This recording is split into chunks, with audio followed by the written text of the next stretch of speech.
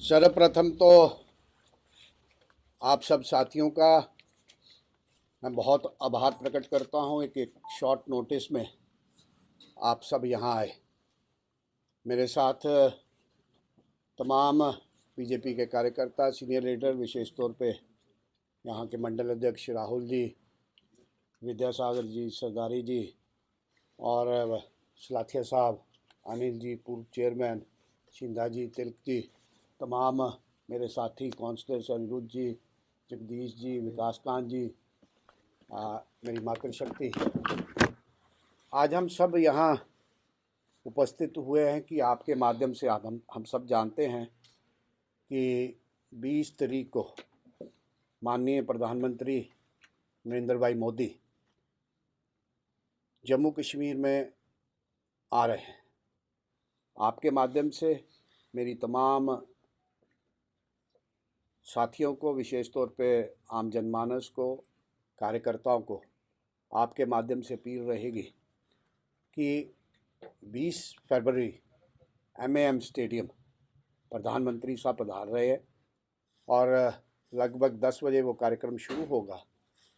मुझे याद है कि ये प्रधानमंत्री साहब का दूसरा कार्यक्रम है इस MAM स्टेडियम में। जब 2014 का आगाज़ हुआ, चुनाव का आगाज़ हुआ, तो प्रधानमंत्री साहब ने MAM स्टेडियम से एक ललकार रैली को संबोधन किया था। तो आज 2024 में हम प्रवेश कर चुके हैं। हम सब जानते हैं इलेक्शन ईयर भी है, मगर उसके साथ बहुत महत्वपूर्ण है कि जिस यूटी में हम रहते हैं, इस 2014 के पहले क्या माहौल था, क्या वातावरण था, हम सब जानते हैं। और मेरे को वो ललकार रैली का प्रधानमंत्री साहब का वो वाक़या भी याद है, जहाँ से उन्होंने एक ललकार भरी थी कि आप हमारी सरकार बनाएं। हम इस प्रदेश में जो माहौल है और जो वातावरण बना हुआ है, जो चारों तरफ क्योस और अनसर्टेनिटी का माहौल था, मैं इस माहौल में परिवर्तन लाने का प्रयास करूंगा।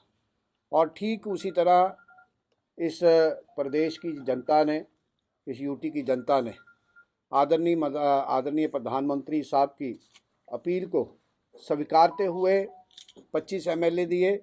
और उसके बाद जो प्रधानमंत्री साहब ने कहा कि आज आप सत्ता में परिवर्तन कीजिए, मैं व्यवस्था में परिवर्तन करूंगा।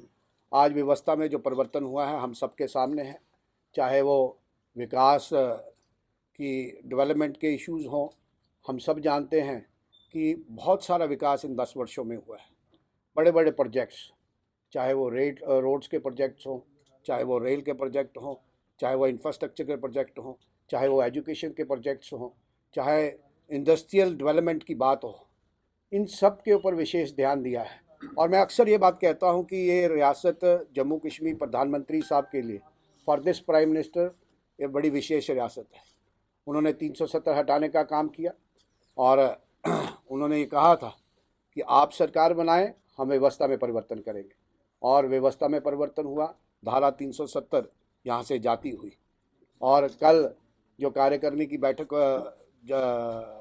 दिल्ली में चल रही है, जो अधिवेशन दिल्ली में चल रहा है, उसमें भी प्रधानमंत्री साहब ने ऐलान किया कि सच्ची श्रद्धांजलि स्वर्गीय श्यामा प्रसाद मुखर्जी को हम तभी दे पाएंगे जब हम जो आने वाले चुनाव हैं इनमें भारतीय जनता पार्टी का हर कार्यकर्ता इस बात के लिए प्रयास करे कि हमने 370 जो तोड़ा है, जो 370 हटाया है, और 370 के साथ साथ 370 सीटों के साथ हम लोकसभा में बैठे। तो प्रधानमंत्री साहब एक आगाज़ कर रहे हैं। अनेक नए प्रोजेक्ट्स, कम से कम कुछ जो पहले चले हुए विकास के कार्य थे उनका इनॉग्रेट करेंगे और कई लगभग नई फाउंडेशंस का भी आगाज़ करेंगे। और मैं आपके माध्यम से तमाम साथियों को अपील करता हूं कि इस कार्यक्रम में, इस रैली में जो MAM स्टेडियम 20 तारीख को होने जा रही है, आदरणीय प्रधानमंत्री साहब का हम सब मिलकर उनका उत्साह बढ़ाएं, उनके कार्यक्रम में शामिल हों। और पार्टी की तरफ से जिला कठुआ से अनेक ट्रांसपोर्ट की योजना की हुई है। और जो साथी जो बसेस, मेटाडोर्स के अलावा भी अपने व्हीकल्स पे अपने वाहन से जा सकते हैं। मेरे को खास करके विशेष तौर पे जो नौजवान तबका है उनसे मेरी अपील रहेगी आपके माध्यम से कि अपना अपना वाहन, चाहे 2 पहिया वाहन है, 4 पहिया वाहन है, में जाकर उस रैली की शोभा बढ़ाएं, प्रधानमंत्री साहब का मनोबल बढ़ाएं। और मैं अक्सर ये भी कहता हूँ कि प्रधानमंत्री साहब ये बात हमेशा कहते हैं, justice for all and appeasement for none. उसका सबसे बड़ा उदाहरण जम्मू कश्मीर में आपको देखने में लगे, चाहे वो डोगराज हो, चाहे वो कश्मीरी समाज हो, चाहे वो वेस्ट पाकिस्तानी रेफ्यूजीज़ हों, चाहे जो पीओजे के समाज के जो साथी हों, चाहे वो ओबीसी के साथी हों, पहाड़ी हो, गुज्जर हो, बकरवाल हो, इन सब को न्याय देने का काम इस प्रधानमंत्री साहब ने किया है। इसलिए हम सब की भी जिम्मेवारी है कि जो नया जम्मू कश्मीर बनाने का जो प्रयास आदरणीय प्रधानमंत्री साहब ने जो किया है, जो नींव प्रधानमंत्री साहब ने रखी है, उसमें हम सब भी अपनी शमूलियत करें और ज़ोर शोर से इस रैली में हम सब भाग लें। और मेरा पुनः एक बार निवेदन है तमाम कार्यकर्ताओं को कि जो जो जहाँ जहाँ जिम्मेवारी लगी है उस जिम्मेवारी को हम सब खूब निभाएं।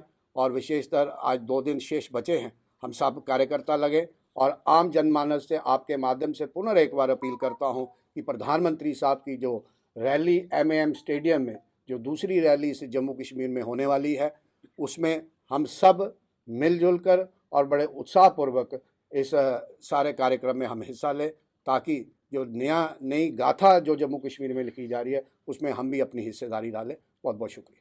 सर, क्या देखते हैं लोग सोच हो रही है? उमर अब्दुल्ला ने अभी बयान दिया है, no door no window NDA alliance के लिए, ये बात कही है। और आप ही के एक कदावर नेता है देवेंद्र सिंह राणा, वो कह रहे हैं कि 2014 के इलेक्शंस के बाद उमर अब्दुल्ला हमारे पास आए थे। भारतीय जनता, मैं इस चीज का साक्षी हूं कि भारतीय जनता पार्टी के साथ अप्रोच की थी सरकार बनाने के लिए। इसे आप किस तरीके से देखते हैं?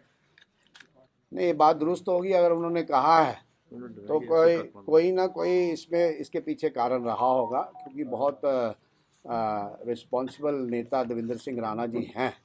अगर उन्होंने कहा है कि 2014 में वो अपने आप को साक्षी कहते हैं, तो जब वो साक्षी अपने आप को बता रहे हैं तो कुछ ना कुछ पक्का होगा और कोशिश तो रही है। अब नो डोर नो विंडोज वो हमारे लिए है या इंडिया ब्लॉक के लिए है, वो उमर साहब ही बता सकते हैं।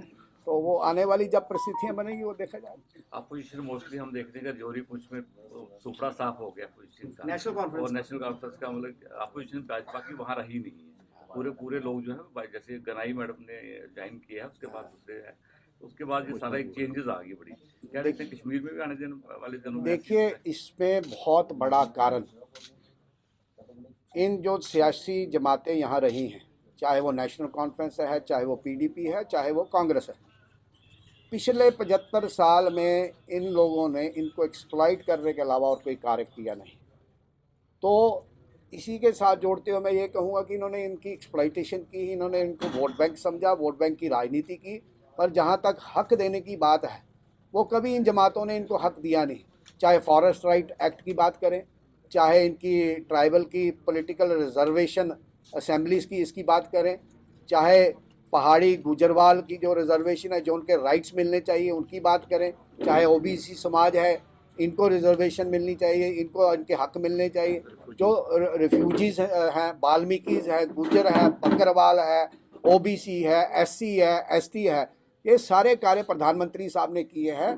जो आपका मूल प्रश्न है कि वो उनका सुपड़ा आहिस्ता आहिस्ता ये रियलाइजेशन कहीं ना कहीं एक कश्मीर वैली में भी इस बात की रियलाइजेशन है कि जो रास्ता, जो सफ़र प्रधानमंत्री साहब ने पिछले 10 वर्ष से शुरू किया है, हम आज कश्मीर का नौजवान ये समझता है कि उस सफ़र में हम भी अपना योगदान करें और जो अमन शांति नया कश्मीर लिखने का जो प्रयास प्रधानमंत्री साहब कर रहे हैं, तमाम जम्मू कश्मीर के निवासी किसी भी समाज से हों, किसी भी धर्म से हों, सबका एक ही मन है, अमन शांति के और विकास में हम सब भागीदार। इस बात की उम्मीदें भी की जा रही हैं कि प्रधानमंत्री जम्मू कश्मीर को स्टेटहुड देने का दर्जा बहाल करने की घोषणा कर सकते हैं 20 तारीख को।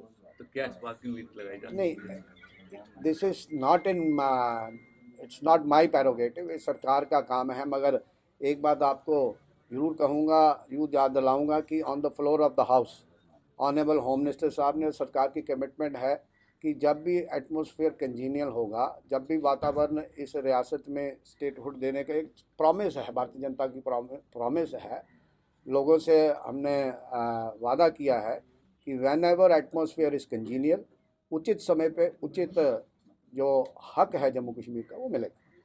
सर क्या देखते हैं कि अगर हम कठुआ उधमपुर लोकसभा की सीट की बात करें, कितने नामों की सूची गई हुई है, उसमें कहीं ना कहीं आपका नाम भी है, इसे आप किस तरीके से देखते हैं? ये तो हमारे हाईकमांड, sources है। ये हाईकमांड का काम है। सर क्या देखते हैं कि म्यूनसिपैलिटी से लेके एमएलए के बाद कि कैबिनेट मिनिस्टर, उसके बाद मेंबर पार्लियामेंट की अगर टिकट मिलती है तो आप किस तरीके से ये हाईकमांड का काम है। हाईकमांड जिस भी कार्यकर्ता को चुनेगी, हम सब कार्यकर्ता उसके लिए प्रयासबद्ध है, वचनबद्ध है, कार्य पार्टी के लिए हम सब कार्य करेंगे।